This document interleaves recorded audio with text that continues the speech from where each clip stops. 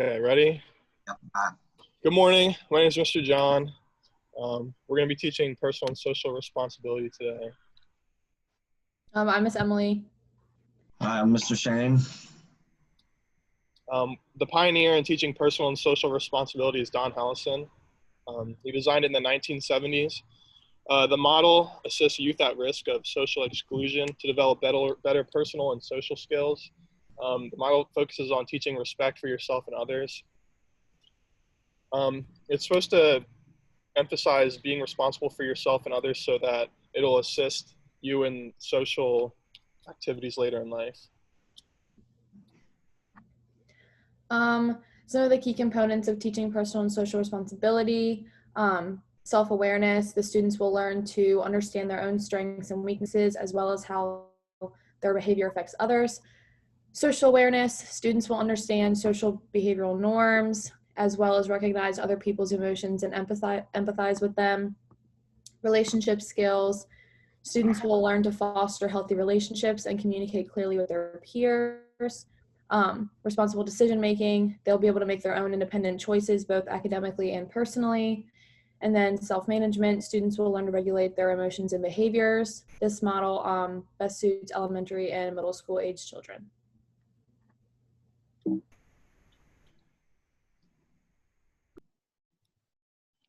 John, go to the next slide real quick. Yeah, I can't. Use your arrows on your yeah, okay. All right, so there are some pros and cons to teaching social and personal responsibility. One of the pros would be that the learning model is both helpful inside and outside of the classroom. These skills that you learn are something that you can use for the rest of your life, and it's something you do use in your everyday life. The skills, emotional and social skills students learn from this model will be useful for the rest of their lives. This learning model provides students with the knowledge and skills to be able to effectively work in groups and teams. This specific approach to teaching helps students create a positive relationship with their peers and with the community. Teaching personal and social responsibility also plays a huge role for students who struggle with learning disabilities or keeping social relationships or making friends. But there also is some cons to teaching this. One con would be the learning time is taken away from core content areas like reading, writing, and arithmetic. And the insights, conversations some students may not be ready for. How to have conversations about social issues must be gone over in the curriculum before.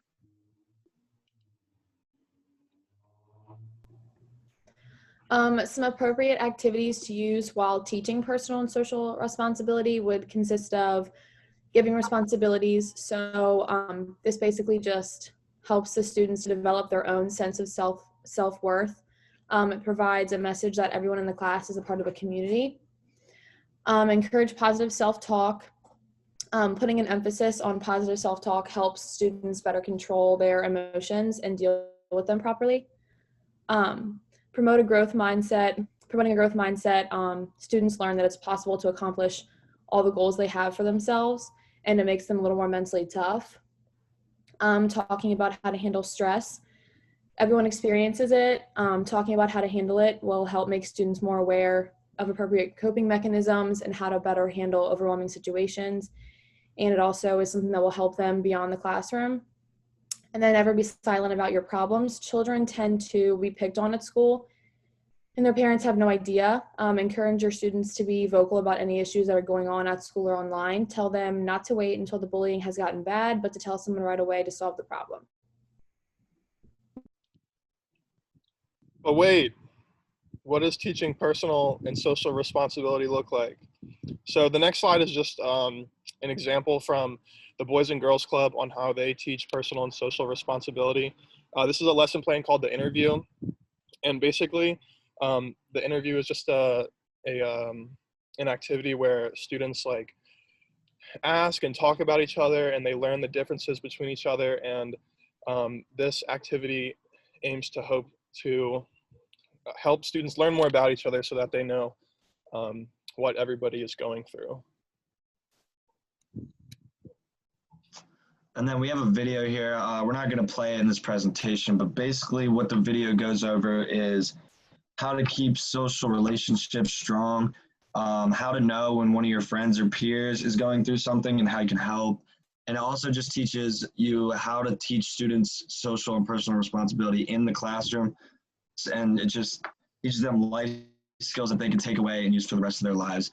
And that you use these things in everyday life every single day. So this is huge to teach children nowadays. And this is our reference page. Just, this is where you can find the VGCA lesson plan, and then where we got our information for the lesson. Thank you for joining us, class. Yeah, thanks guys. We'll see you later.